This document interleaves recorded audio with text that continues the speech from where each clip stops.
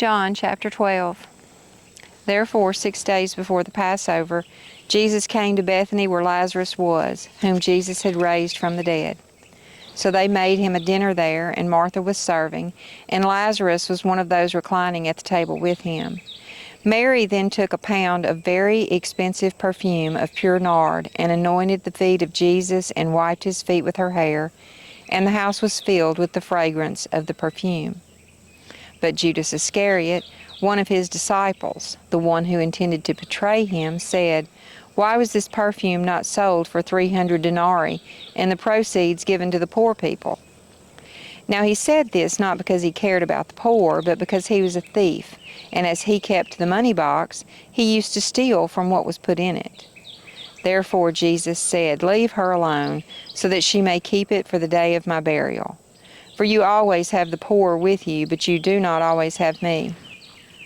The large crowd of the Jews then learned that he was there, and they came, not on account of Jesus only, but so that they might also see Lazarus, whom he raised from the dead.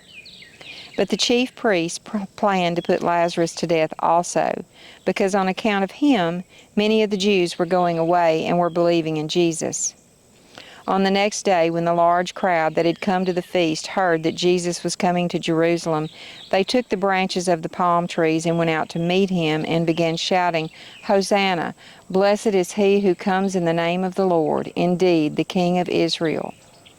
Jesus, finding a young donkey, sat on it, as it is written, "Do not fear, daughter of Zion. Behold, your king is coming, seated on a donkey's colt." These things his disciples did not understand at first, but when Jesus was glorified, then they remembered that these things were written of him, and that they had done these things for him. So the people who were with him, when he called Lazarus out of the tomb and raised him from the dead, continued to testify about him. For this reason also the people went to meet him, because they heard that he had performed this sign. So the Pharisees said to one another, "You see that you are not accomplishing anything. Look, the world has gone after him." Now there were some Greeks among those who were going up to worship at the feast.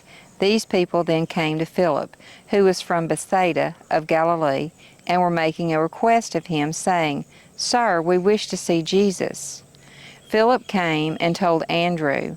Then Andrew and Philip came and told Jesus. But Jesus answered them by saying, "The hour has come for the Son of Man to be glorified. Truly, truly, I say to you, unless a grain of wheat falls into the earth and dies, it remains alone. But if it dies, it bears much fruit. The one who loves his life loses it, and the one who hates his life in this world will keep it to eternal life. If anyone serves me, he must follow me, and where I am, there my servant will be also. If anyone serves me, the Father will honor him. Now my soul has become troubled, and what am I to say? Father, save me from this hour? But for this purpose I came to this hour. Father, glorify your name." Then a voice came out of heaven, "I have both glorified it and will glorify it again."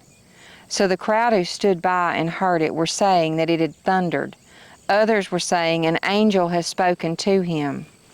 Jesus responded and said, "This voice has not come for my sake, but for yours. Now judgment is upon this world. Now the ruler of this world will be cast out, and I, if I am lifted up from the earth, will draw all people to myself." Now he was saying this to indicate what kind of death he was going to die. The crowd then answered him, "We have heard from the law that the Christ is to remain forever. And how is it that you say, the Son of Man must be lifted up? Who is this Son of Man?" So Jesus said to them, "For a little while longer the light is among you. Walk while you have the light, so that darkness will not overtake you. Also the one who walks in the darkness does not know where he is going. While you have the light, believe in the light, so that you may become sons of light." These things Jesus proclaimed, and he went away and hid himself from them. But though he had performed so many signs in their sight, they still were not believing in him. This happened so that the word of Isaiah the prophet, which he spoke, would be fulfilled.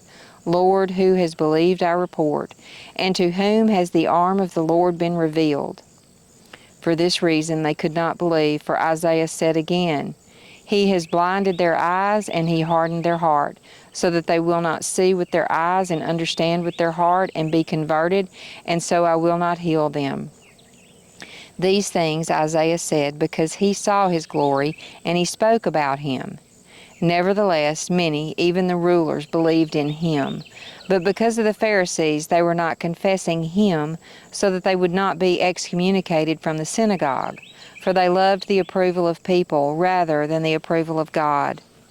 Now Jesus cried out and said, The one who believes in me does not believe only in me, but also in Him who sent me.